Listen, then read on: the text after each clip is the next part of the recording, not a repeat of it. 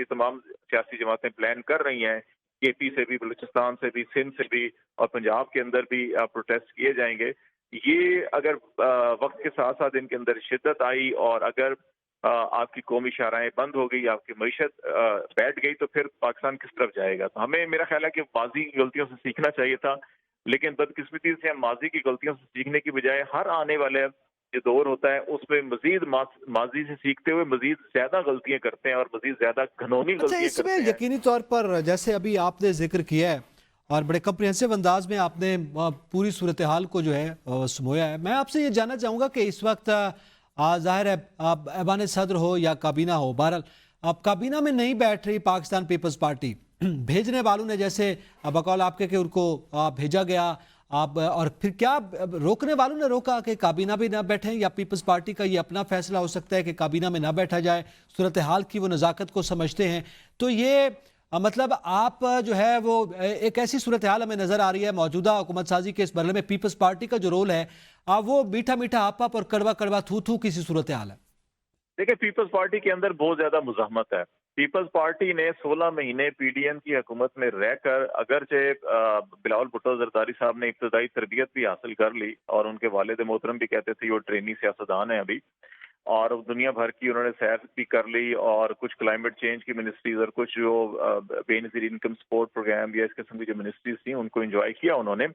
लेकिन आपने election campaign में देखा कि ये उस हुकूमत की तमाम तर जो नालायक तरीन पॉलिसीज थी, नाकामियां थी, उससे ये इजहार बरियत कर रहे थे कि हमारा उससे कुछ लेना देना नहीं है जी, वो तो पीएमएलएन के पास इकोनॉमिक मिनिस्ट्री थी और मैशत तबाह हुई तो पीएमएलएन ने की, ये सारा किया जा रहा था। और फिर ये कहा जा रहा था कि हम इक़्तिदार में आके ये करेंगे, ये करेंगे, ये करेंगे।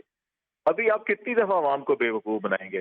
देखिए, 90 की दहाई के अंदर ठीक है, आप दोनों सियासी जमातें थी, एक दूसरे के खिलाफ आपने हद से ज्यादा तकरीर की, हद से ज्यादा गैर अखलाकी मुहिम चलाई एक दूसरे के खिलाफ, और खासतौर पर नून लीग ने बहुत ज्यादा गैर अखलाकी मुहिम चलाई थी पीपल्स पार्टी के खिलाफ।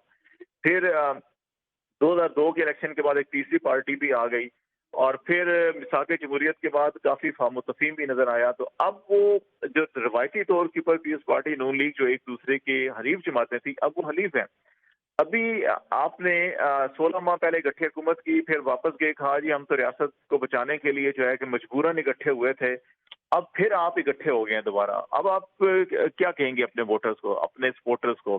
तो इनकी पार्टी के अंदर मुजामत है कि हमें काबीना का हिस्सा नहीं बनना चाहिए। कॉन्स्टिट्यूशनल पोजीशन जैसे गवर्नर्स हैं, प्रेसिडेंट है, इसी तरह से चेयरमैन सेनेट है, ये पोजीशन तो ले लेनी चाहिए। अब डिप्टी स्पीकर भी ले लिया, लेकिन वो कहते हैं कि वजारतें ना लें। वजारतें बराह रास्त जो है कि वो आपको फिर सर्विस डिलीवरी देनी पड़ती है, वो आप जिम्मेदारी ना लें। नून लीग ये कह रही है कि ये कैसे हो सकता है कि हमें आप धकेल के कुएं के अंदर और आप अपनी जान छुड़ाएं और अब सारी वजारतें हम लेके। और आपको याद है इलेक्शन कैंपेन में भी नून लीग यही गिला करती थी कि ये पीपल्स पार्टी कैसे जो है कि लातलकी कर सकती है। हमने तो कैबिनेट में फैसले, इज्तिमाई फैसले थे और पीपल्स पार्टी हिस्सा थी उसका।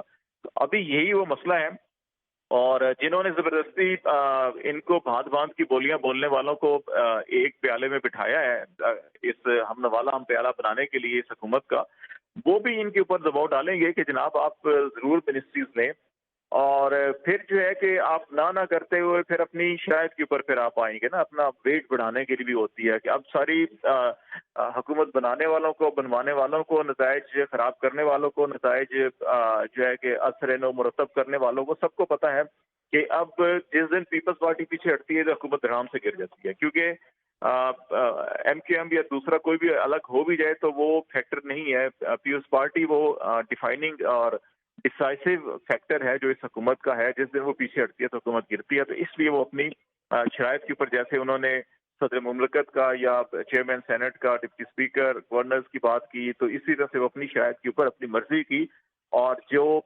उनको सूट करती होंगी, जैसे पहले उन्होंने किया था, उस किस्म की वो वजारतें लेने की कोशिश करेंगे। तो इसलिए फॉर टाइम बीइंग वो रेजिस्ट कर रहे हैं। लेकिन किस हद तक कि वो कहा जाता है ना कि जब आपकी डोरियां किसी और के हाथ में हो, जब आपके पांव के नीचे अपनी जी, जमीन ना हो बल्कि आप किसी एक शराब के ऊपर खड़े हों, आपको खड़ा किया गया हो, उन डोरियों से बांधा गया हो आपस में, जिसकी असल कोई और हाथ है जो वो आपको कठपुतली की तरह चला रहे हो, तो फिर आप अपने फैसले नहीं कर सकते।